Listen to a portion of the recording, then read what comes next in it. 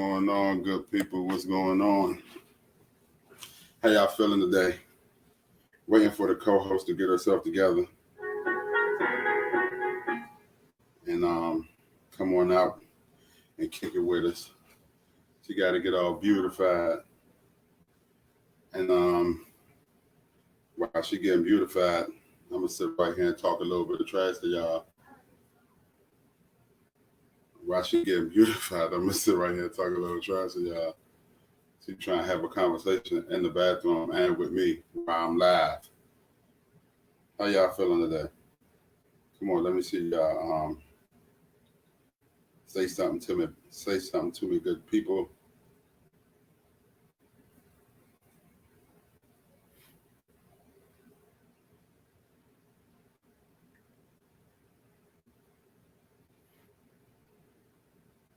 How y'all feeling today? How y'all doing?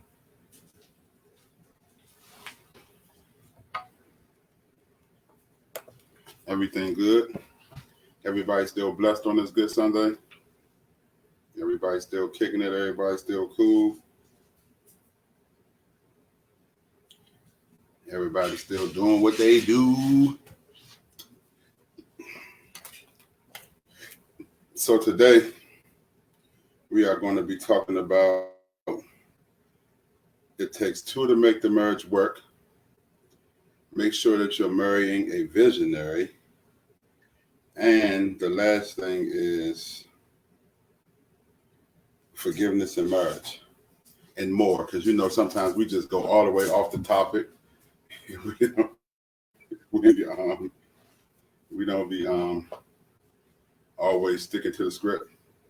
Even though we try to stick to the script, we try to talk about the things that we say we're going to talk about and all of those things. Hey! Hey, honey! I'm glad you made it. Thank you, thank you. How that song go? I'm so glad you made it. Boom, boom. I'm so glad you made it. Oh, that wasn't the part. I can't do that. I'm so glad you made it. I'm so glad you made it. So before we start, I kind of want to talk about a post that I posted earlier today that says, starve your distractions and feed your focus. Each and every one of us can pick out one thing that has been distracting us from the things that we really want to do. And I feel like we have, 20 more days in the year to really get focused and buckle down and focus on the thing that we want to do starting next year. Yeah. You know, start putting that plan in place now so that you're feeding your focus and you're starving your distractions. So as long as you continue to feed your focus, distractions will not get to eat. Absolutely. And it will no longer be a distraction because you'll be so busy feeding your focus that it will be leading you to becoming successful. So I'm grateful that you guys came tonight. I'm grateful that you guys always come and kick it with us. And man, I really appreciate you guys for giving us your time. Me too. Because you can be anywhere and you decide to spend 1 hour every other Friday, every other Thursday with us, man, talk about this cool thing called marriage. So, anything you got to say? Nothing. Welcome. I'm excited about today's topics. Why are you excited about today's topic? Because it's so interesting. You know, a lot of times in marriage we talk a lot about, you know, all the bads and stuff, but it feels good to be able to talk about romance, my favorite. Mm-hmm. Romance and marriage. That's what I forgot to say that. Yeah. Romance and marriage. How do you feel about romance and marriage? What do you consider romance? Taking the time to consider what makes the other person tick. Taking the time to consider the things that make your mate happy and doing them. Right? So building intimacy. Building intimacy. You know, the candles and the music. Well, that's for me. Candles, music, making a moment. Aromatherapy. Oh, yeah. So aromatherapy is big for you. Oh, yeah. Isn't that dope? So aromatherapy is big for you. And what else would you consider to be romance though? Like it has to be something beyond the aromatherapy. It has to be something beyond the candles.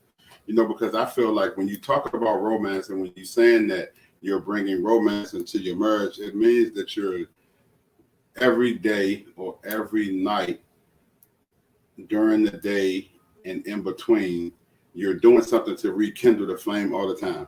Yeah. If it's a little pat on the backside or if it's a little walk up behind them and grab them from the back or if it's a kiss them on the forehead or be that as it may, what are you doing to build the romance? Because everybody has something or some way that they want to feel in their marriage. So how do we make sure that we're continuing to put ourselves in that position or put ourselves in a place to make sure that we're meeting that person's or strumming that person's heartstrings? Yeah. Because that person is just as important as you are. And I feel like sometimes like romance is kind of like sacrifice because you're putting in for the other person to receive, and it's not so much you getting your own, Yeah, that's exactly why I said in the beginning. It's important that you take the time to get to know what your mate like, what they enjoy, and then providing that.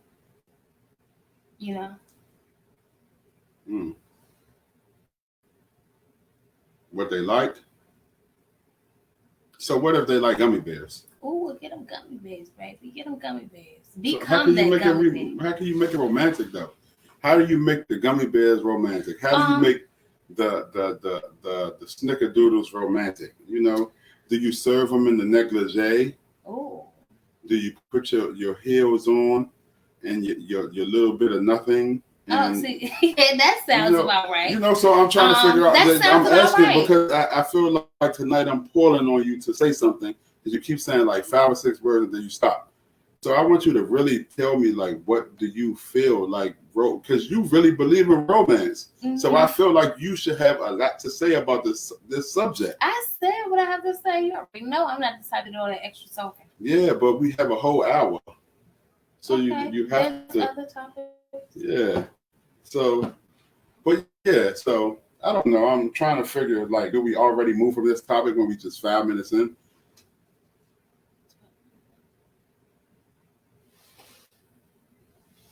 So, I don't know. So so romance and marriage. So what can you kind of lead into after you talk about romance, right? So do you talk about like forgiveness or do you talk about respect?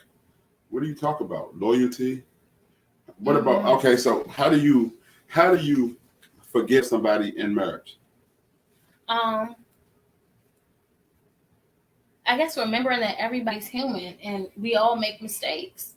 Nobody's perfect. And when you keep that in mind, when you're interacting with other people, it gives you a little bit more patience and compassion for others, Oh.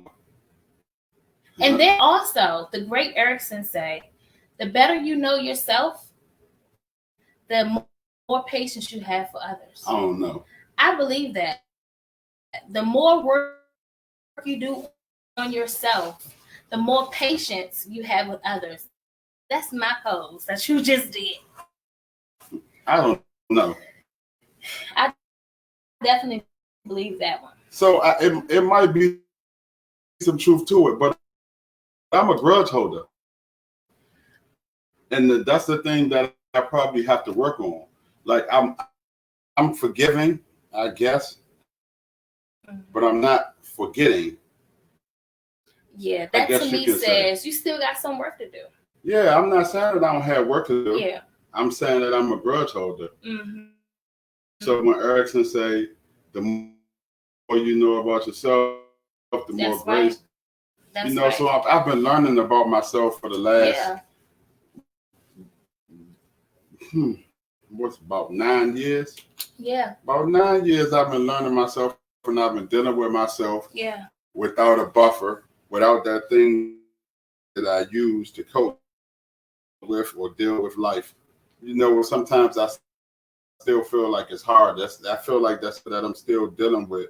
Even though every day God is chipping away and God is dealing with my heart, sometimes I still feel like some hard hardness in there. Mm-hmm. You know, because it's like I told you when we was talking, like when you know that somebody is in another way. You understand what I'm saying? And I feel like a lot of the time we deal in fraudulence. We don't want to tell the people the truth. We don't want to tell the people, we so busy trying to look good to deliver the sermon that we don't want to look tainted sometimes. You know?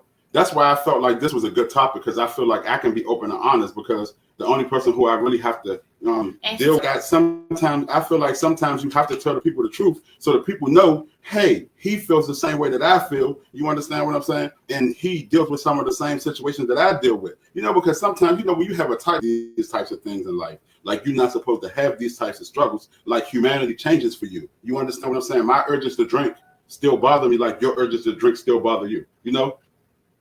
Yeah. But as it pertains to forgiveness, I believe that the more you know yourself, the more you realize that you're flawed. And that's why it gives you much grace. It's when you keep pretending and keep telling yourself that you're perfect, or you're supposed to be perfect, or you're not supposed to be wrong, or you're never wrong.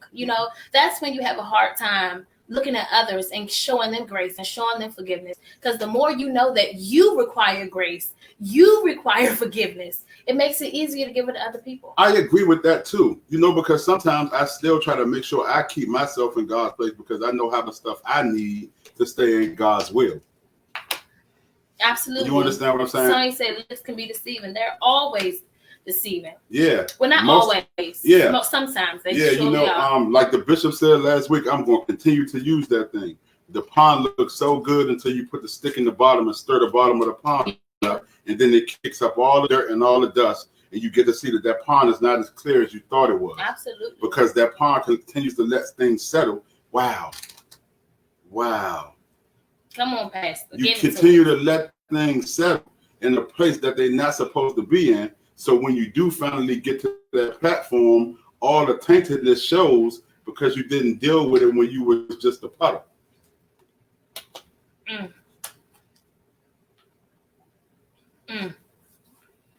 But sometimes like I say, like you said, forgive and you shall be forgiven. But sometimes that's hard.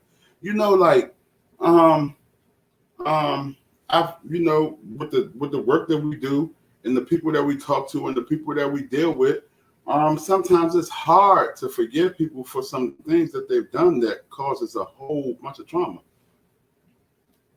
For some, most definitely. It's not easy, but it's definitely healing, period, is work. Hard. Yeah, and it takes a while.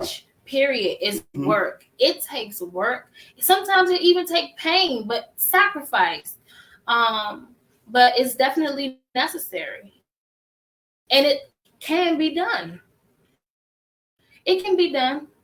It's doable. Yeah, of course. Man, I feel like it's always doable. You understand what I'm saying? But the time when it doesn't become doable is the time that we're standing in God's way.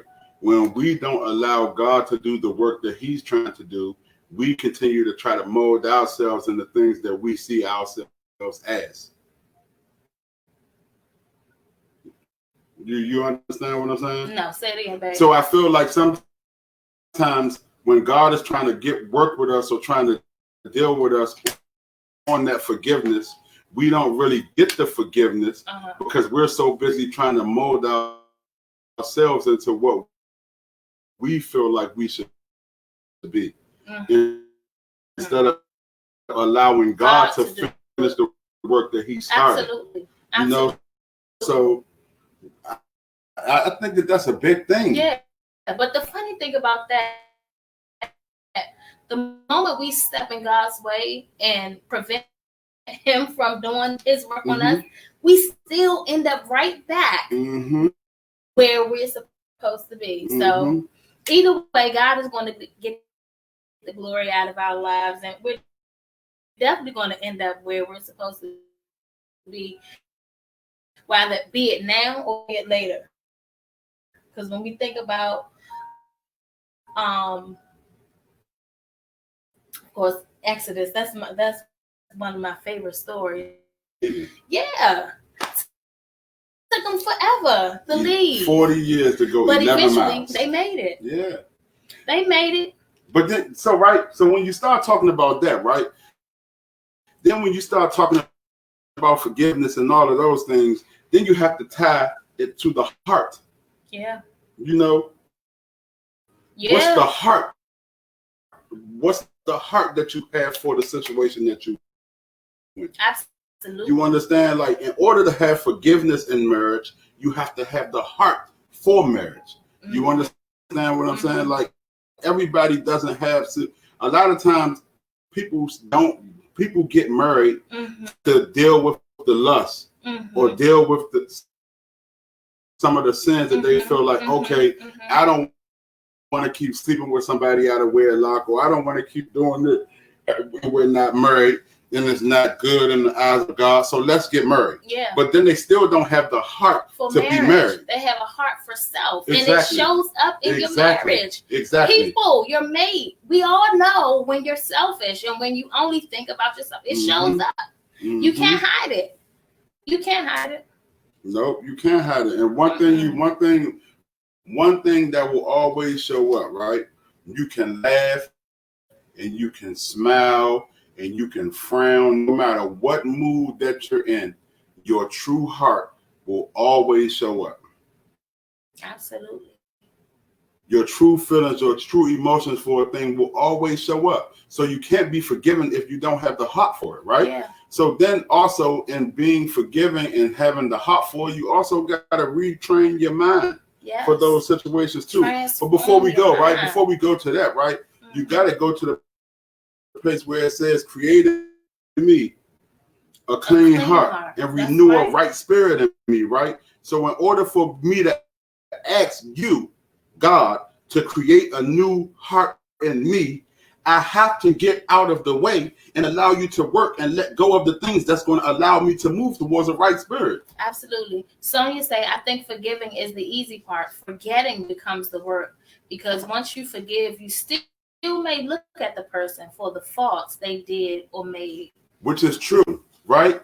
But then, right, so that's one thing. Would you say that's forgiveness, though? It's not. So what it is partial forgiveness, right? Which is partial obedience, which is of the place that you're supposed to be in. Yeah. You know, I think a lot of the time, man, and this is for me, right? I don't ever want to say you this, you this, you this. For me, right? It's hard for me to forget when I stop focusing on me and start focusing on the flaws of the person.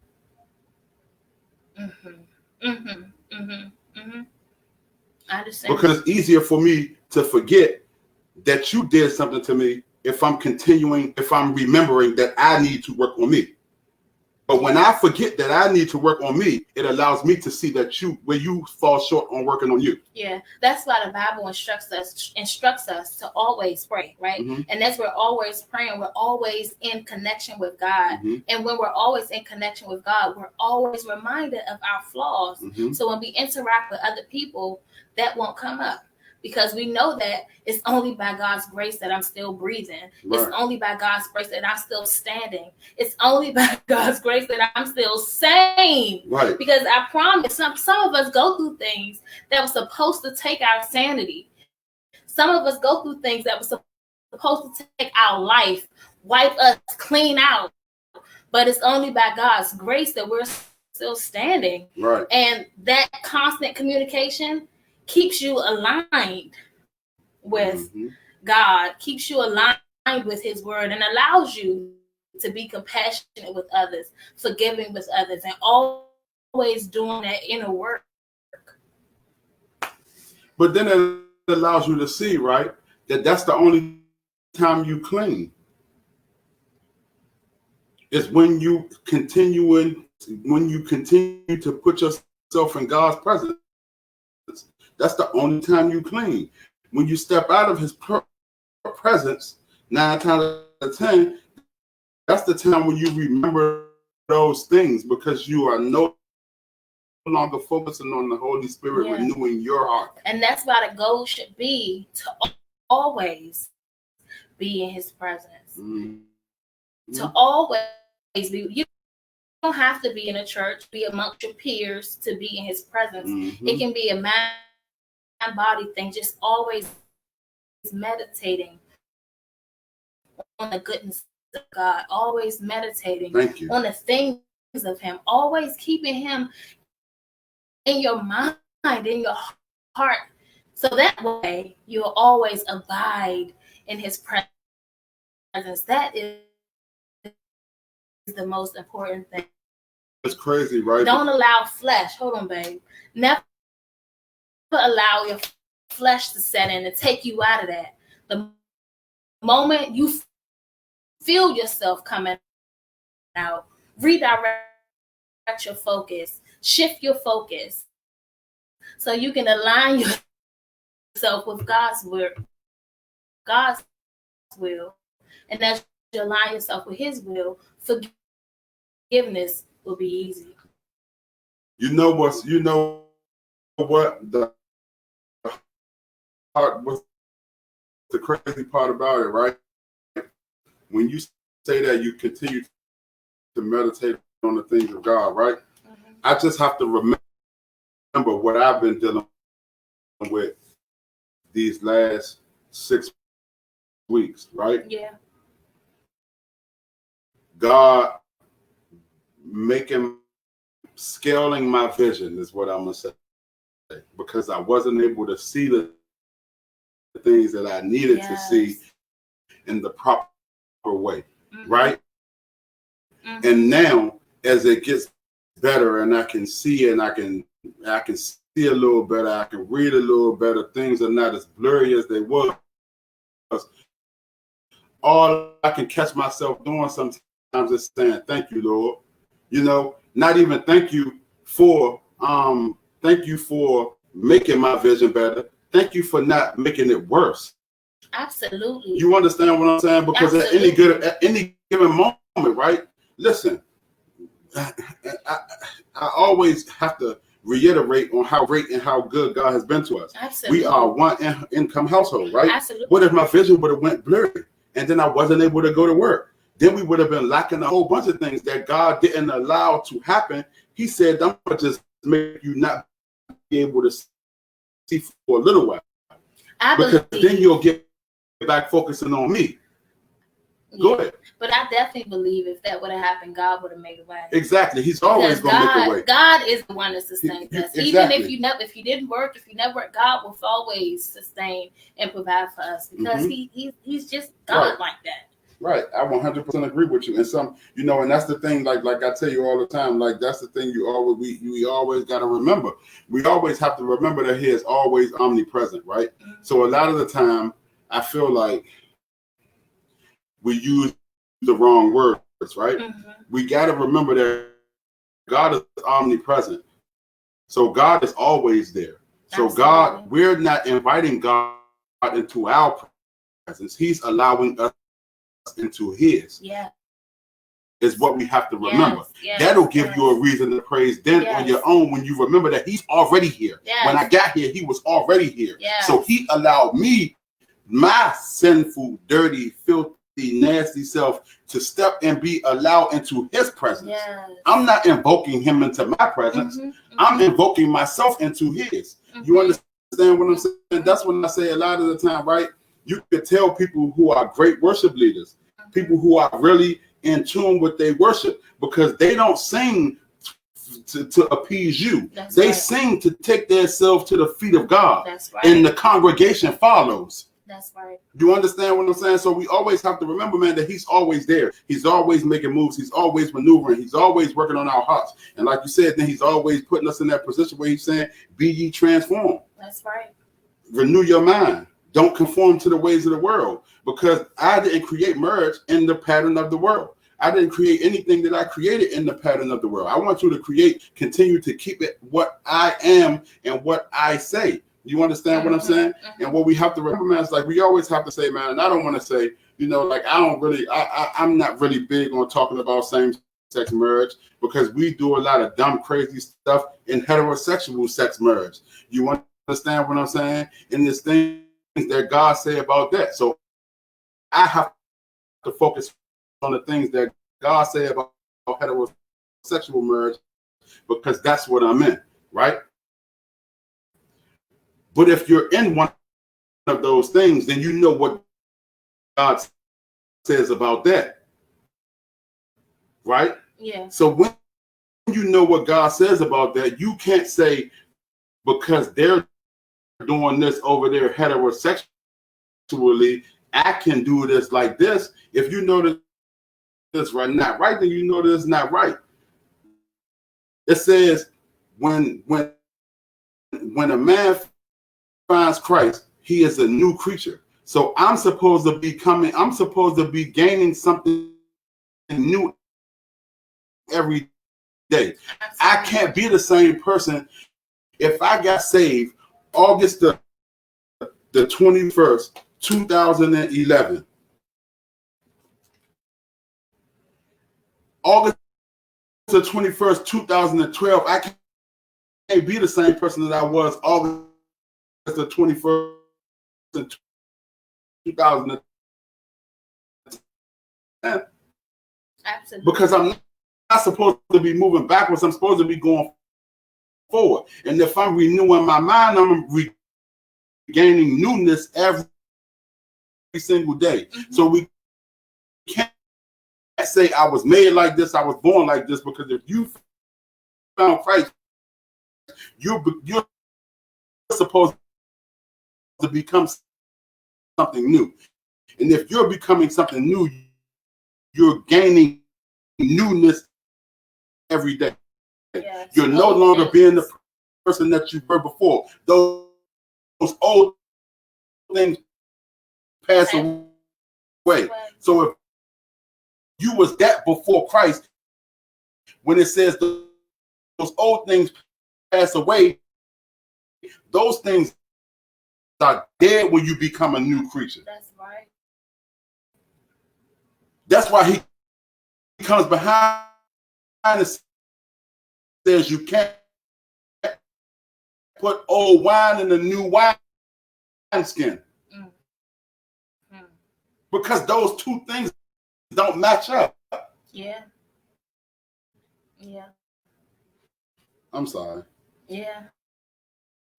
But all that's real good, babe. That's real good. And that also ties into forgiveness.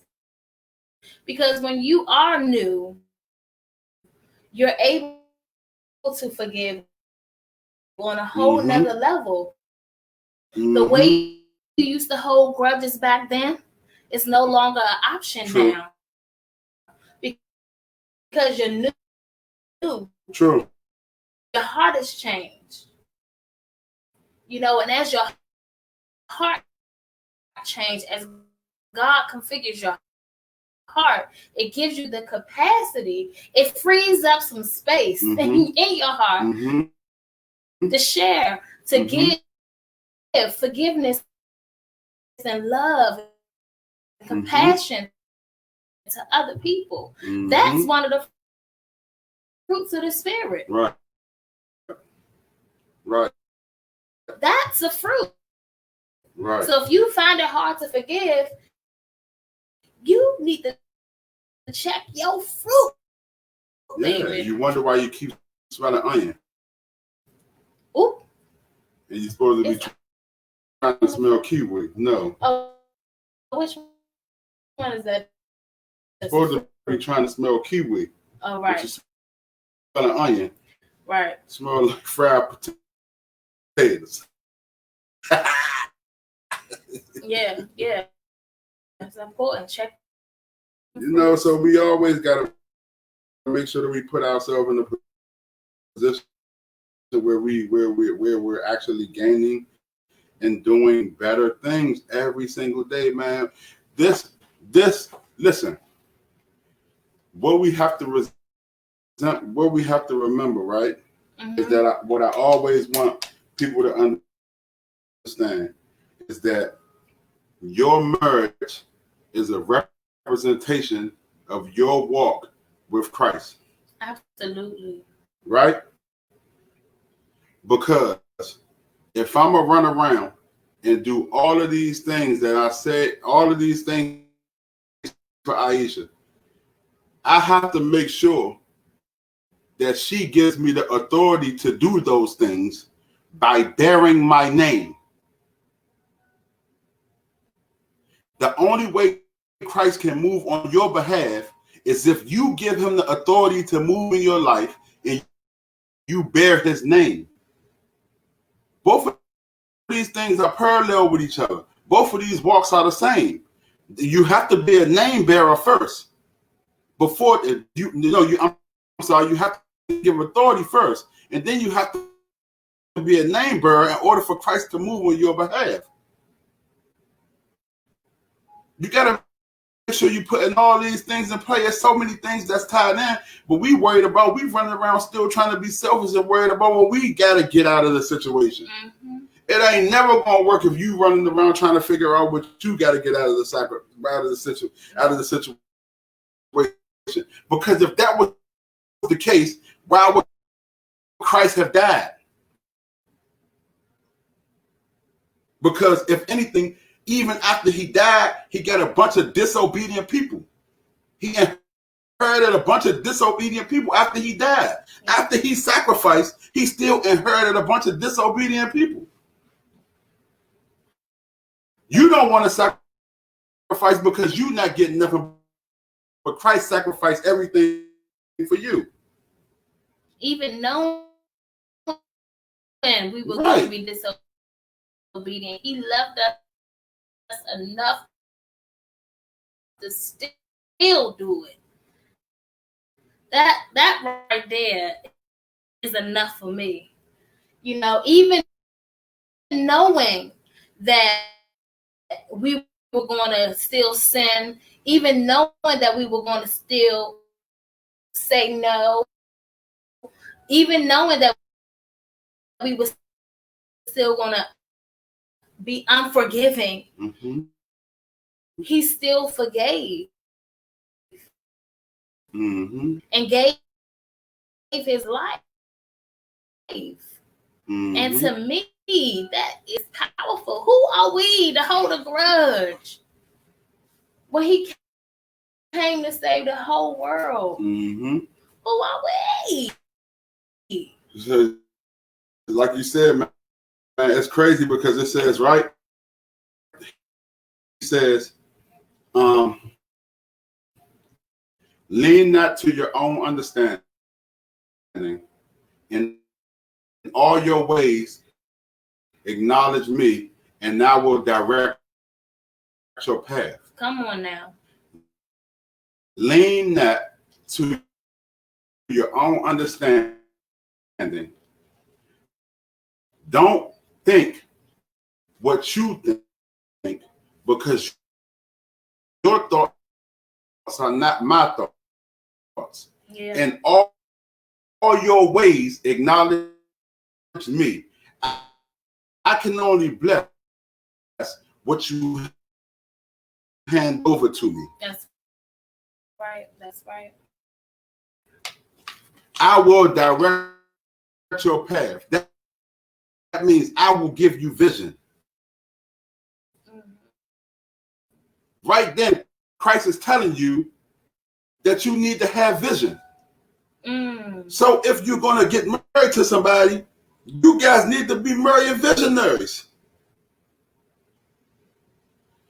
If a blind person lead a blind person, they both get hit by a car or end up in a place that they wasn't supposed to be in.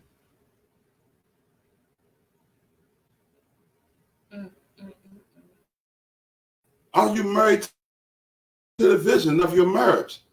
What is the vision? Do you even have a vision of your marriage? Yeah. Man, I'm telling you, man, it just pricked my heart. After this, man, we're going to sit down and write a vision and a mission statement for our marriage. Yeah. It's important that you have that. It's important that you know where you're headed, what you're doing, where you're going. And I know a lot of times mates don't have the answers, don't even know, don't have a clue. Mm-hmm. Take a look at your passions. where you guys share the same passion. Mm-hmm. You know, like him and I both, we have entrepreneurial spirits. I know I love helping people. I love serving the people. So does he. So more than likely, our mission is to come together and do that. So what's your mission? Think about the things you guys connect on. Like my sister-in-law, both of them love clothes, fashion. So more than likely, their mission is to come together and boom, a banging clothing line. And they doing right? And they doing that. They doing it. The Shoe Freak brand, they doing it, and you can tell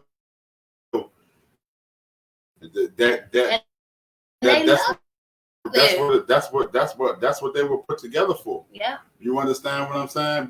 Because it has to be somebody working in each area of the field. That's right. It gotta be something happening in each area of the field. Mm-hmm. You understand what I'm saying? Like even with Sonya and Motley, right? Mm-hmm. Sonya running her own business. Oh, you know,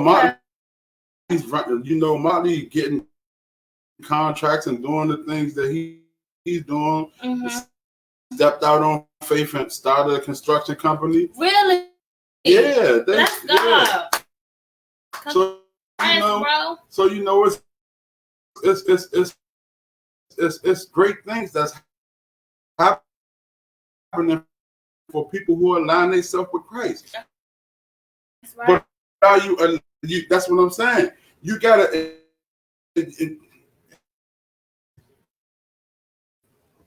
In all your ways, acknowledge me, and I will direct your path.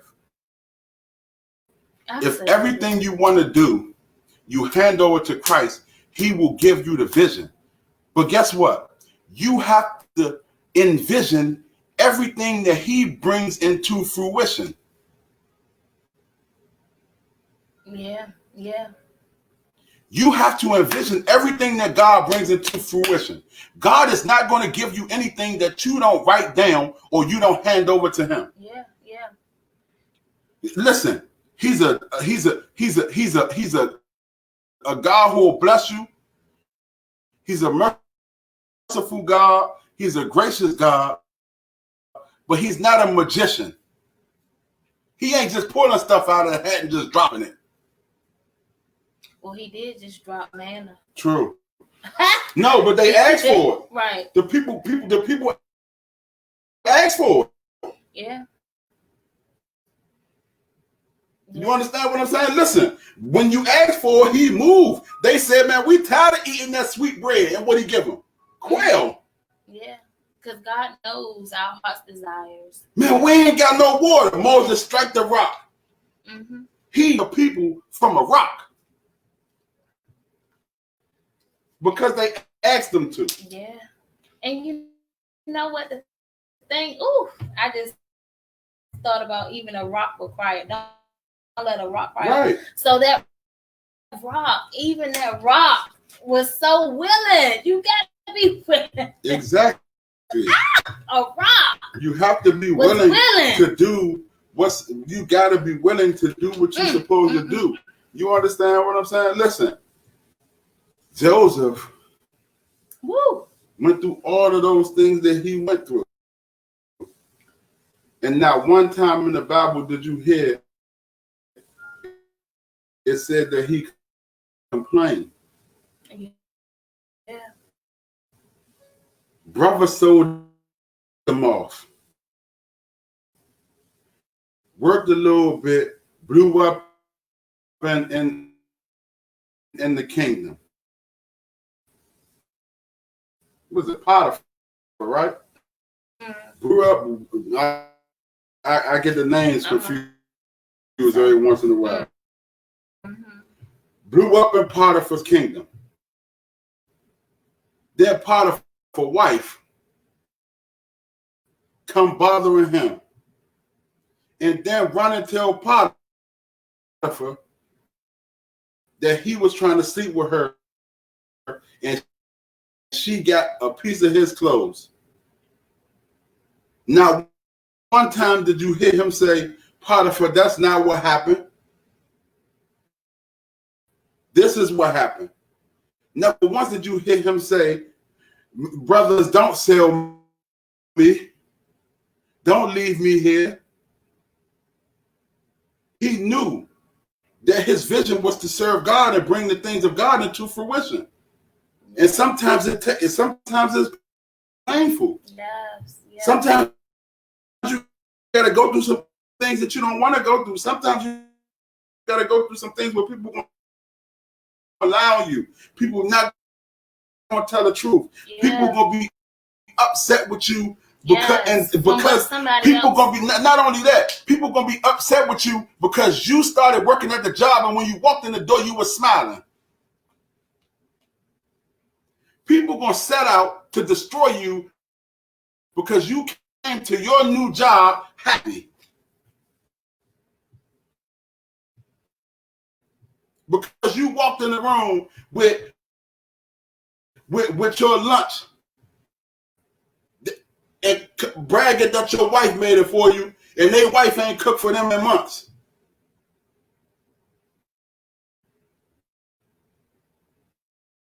Mm. Yeah. Listen, it's gonna be people that don't want to see you. And it's gonna be people that don't want to see it happen. Yeah. But lean not to your own understanding. Don't respond in the way that you want to respond in. Yeah. Give it over to God. Yeah. He'll fix it. Yeah. Absolutely.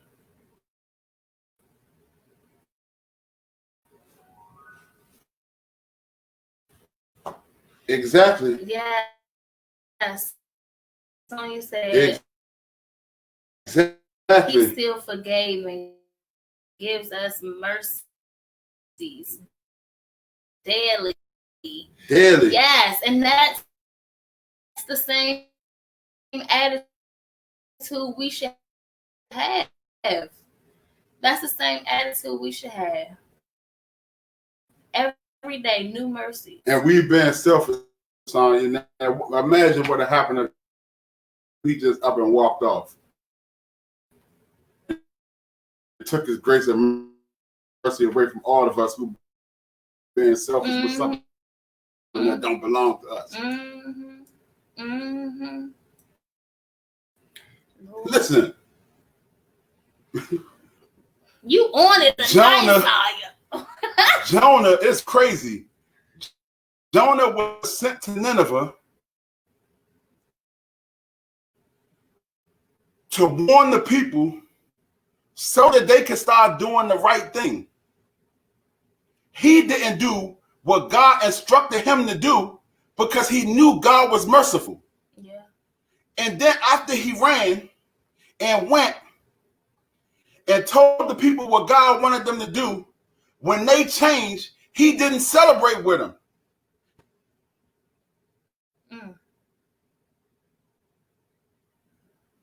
So listen, I hate to say it because it ain't a whole bunch of people on here, but we got to understand sometimes the leader ain't going to want to see us win either. Ooh, ouch, ouch, ouch. Sometimes the leader is not going to like the happiness that you bear. Sometimes the leader is not going to like the grace and mercy that you bear. Sometimes the leader is not going to like the blessings that you bear. But lean not to your own understanding. In all your ways, acknowledge him and he will direct your path. Absolutely. Guess what? The leader is going to be upset at the light that you hold. But then he tells you that a house on the hill cannot be put up under a boat.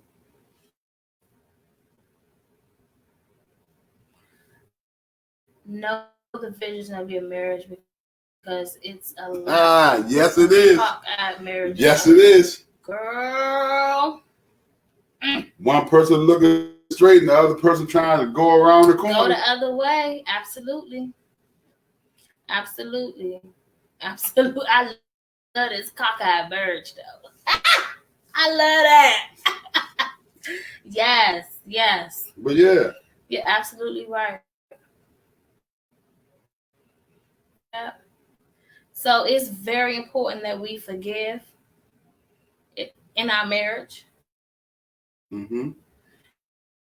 And of course, that takes a lot of inner work. Being able to say it hurt, being able to process those emotions, which is very important. And it's very important that you marry someone with vision. And your visions align to guide your marriage, right? And what was the last piece, babe?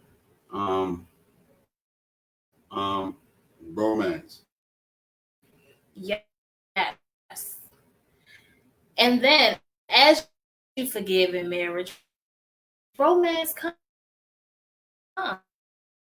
and it's real and it's felt.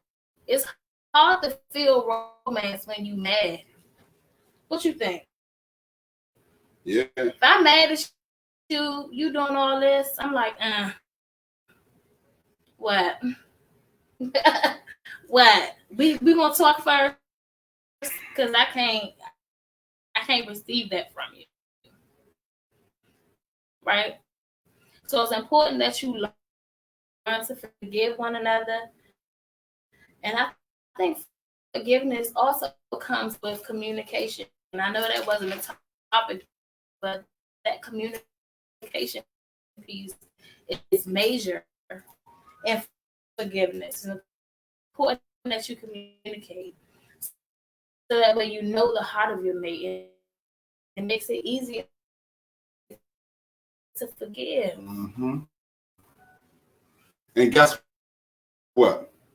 I feel like the topic of today's whole podcast is sacrifice, right? Apostle Janet said, "Teach this." And the dictionary I'm says. Gonna try. The dictionary says that sacrifice is the act of giving up something that you want to keep, especially in order to do something else or to help someone else. Sometimes we have to realize that the thing, let me tell you. Explain. The lady with the alabaster box, right, came. Now, the box was expensive, right? But the oil was priceless. So she broke the box and used the priceless oil to rub on Jesus' feet, right?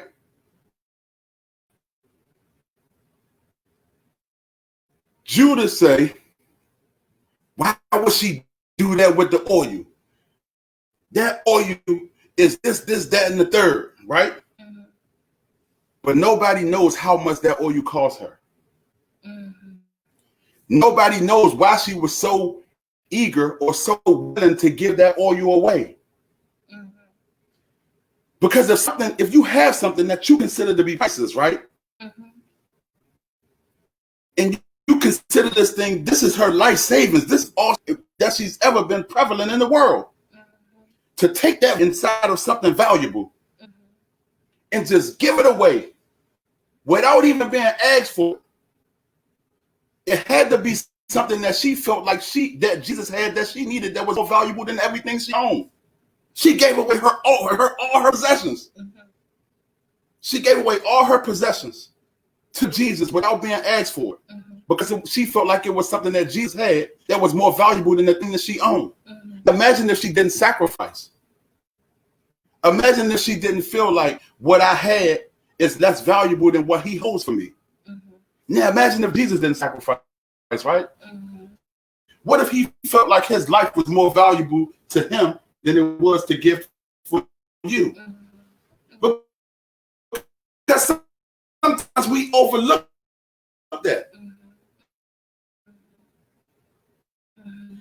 Because listen, I hate to say it, right? I never understand why it'd be so hard to understand that God or Jesus died to give his life for us. Mm-hmm. But before we came to Christ, we was willing to die for the people that we was with. Mm-hmm. We was willing to throw everything away for the people that we was with. And we believed that that was okay. Mm-hmm. That was the right thing to do. That was the good thing to do. Man, I'm going to die for this block. Mm-hmm. I'm going to die for these people on this block. I'm going to do whatever I got to do for these people on this block. But Jesus said the same thing to you, and you like, it got to be some trick to it. Why are you doing this for me?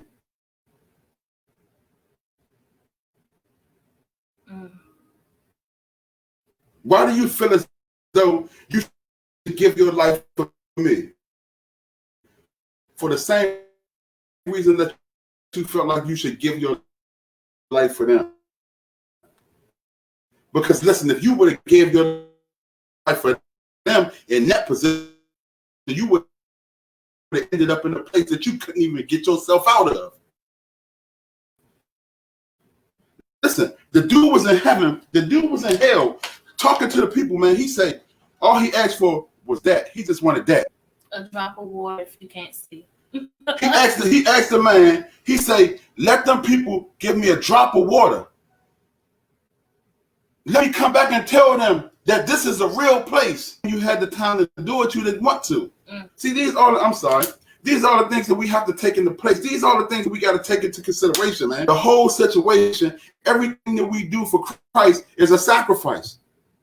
Yeah, and even in marriage, as you were talking about the Alabama basketball, I was thinking, even in marriage, when you're with your mate, sometimes you gotta give, you gotta invest parts of yourself or parts of things that you consider to be priceless, and trust it with your mate to align with his vision,